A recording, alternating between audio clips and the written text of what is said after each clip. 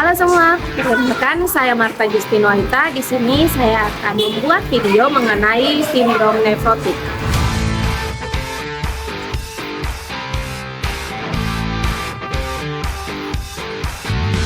Baik, di sini saya akan menjelaskan tentang sindrom nefrotik. Pertama adalah definisi sindrom nefrotik. Sindrom nefrotik adalah keadaan teknis yang disebabkan oleh kerusakan glomerulus karena adanya peningkatan permeabilitas glomerulus terhadap protein plasma, sehingga menimbulkan proteinuria, hipoalbuminemia, hiperlipidemia, dan udem. Sindrom nefrotik merupakan penyakit ginjal terbanyak pada anak yang ditandai dengan proteinuria masif, hipoalbuminemia, udem anasarka, dan hiperlipidemia. Selanjutnya adalah etiologi. Ada beberapa penyebab umum sindrom nefrotik. Yang pertama, gangguan imunologi disebabkan oleh nephropathy minimal change disease, merupakan penyebab paling umum sindrom nefrotik pada anak-anak.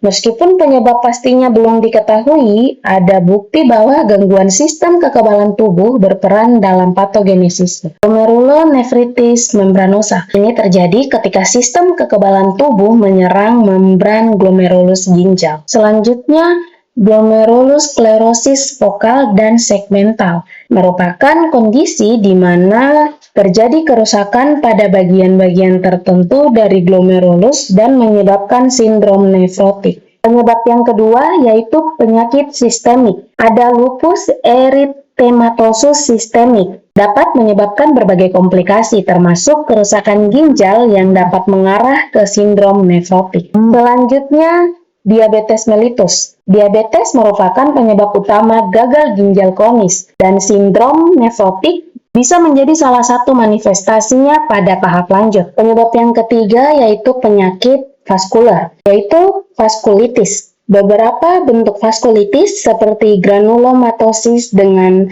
polyangitis dapat menyebabkan peradangan pada pembuluh darah kecil di ginjal, yang pada gilirannya dapat menyebabkan sindrom nefrotik. Selanjutnya pada penyebab keempat yaitu kelainan herediter. Adalah kelainan genetik yang menyebabkan kerusakan struktur ginjal seperti sindrom Alport atau penyakit nephronophthisis. Dapat menghasilkan sindrom nefrotik pada beberapa kasus. Penyebab yang kelima yaitu faktor lingkungan dan toksin. Paparan terhadap zat-zat toksin tertentu seperti logam berat atau obat-obatan tertentu dapat menyebabkan kerusakan ginjal yang mengarah ke sindrom nefrotik. Materi selanjutnya, tanda dan gejala sindrom nefrotik. Yang pertama, proteinuria. Salah satu tanda utama sindrom nefrotik adalah adanya protein dalam urin yang berjumlah besar. Ini dapat terlihat sebagai busa pada urin atau terdeteksi melalui tes urin. Yang kedua, udem. Karena kehilangan protein, terutama albumin,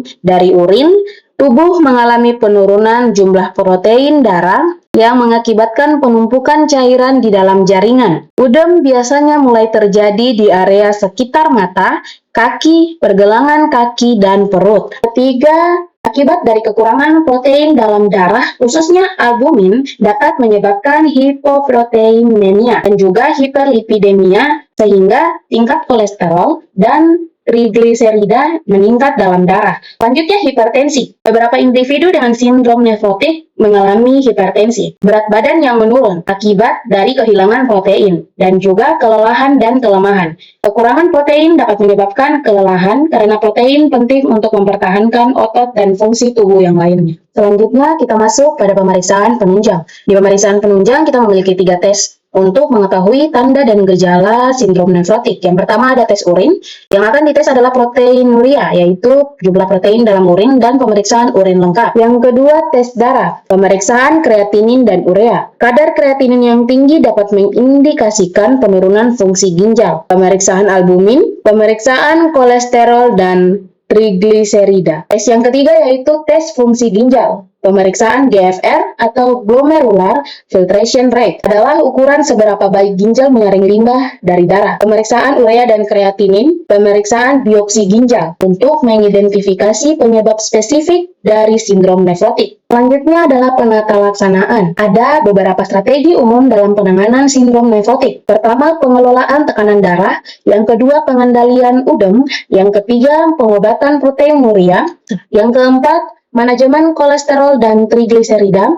Kelima, pengelolaan komplikasi, yaitu penanganan yang terkait dengan sindrom nefrotik. Yang keenam, diet rendah protein dan rendah garam. Yang ketujuh, pemantauan dan pengobatan penyebab yang mendasari sindrom nefrotik. Yang terakhir, transplantasi ginjal jika sindrom nefrotik mengarah pada gagal ginjal terminal. Selanjutnya, komplikasi. Pertama, penurunan volume intravaskular, shock hipovolemik. Yang kedua, kemampuan koagulasi yang berlebihan, trombosis vena. Yang ketiga, gangguan pernafasan yang berhubungan dengan retensi cairan dan distensi abdomen. Yang keempat, kerusakan kulit dari udem berat, penyembuhan yang buruk. Yang kelima, infeksi, khususnya selulitis, peritonitis, pneumonia, dan septikemia. Yang keenam, gagal tumbuh dan keletihan otot. Selanjutnya, pengobatan. Obat-obatan yang digunakan adalah obat steroid, seperti prednison, yang digunakan untuk mengurangi peradangan dan mengontrol sistem kekebalan tubuh. Yang kedua, obat antiinflamasi non-steroid akan diresepkan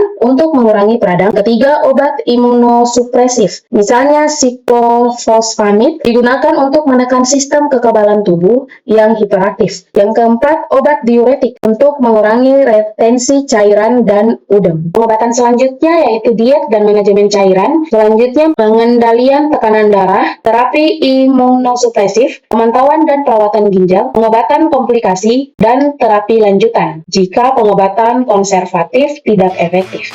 Baik, demikian video penjelasan sindrom nefrotik dari saya. Terima kasih telah menonton.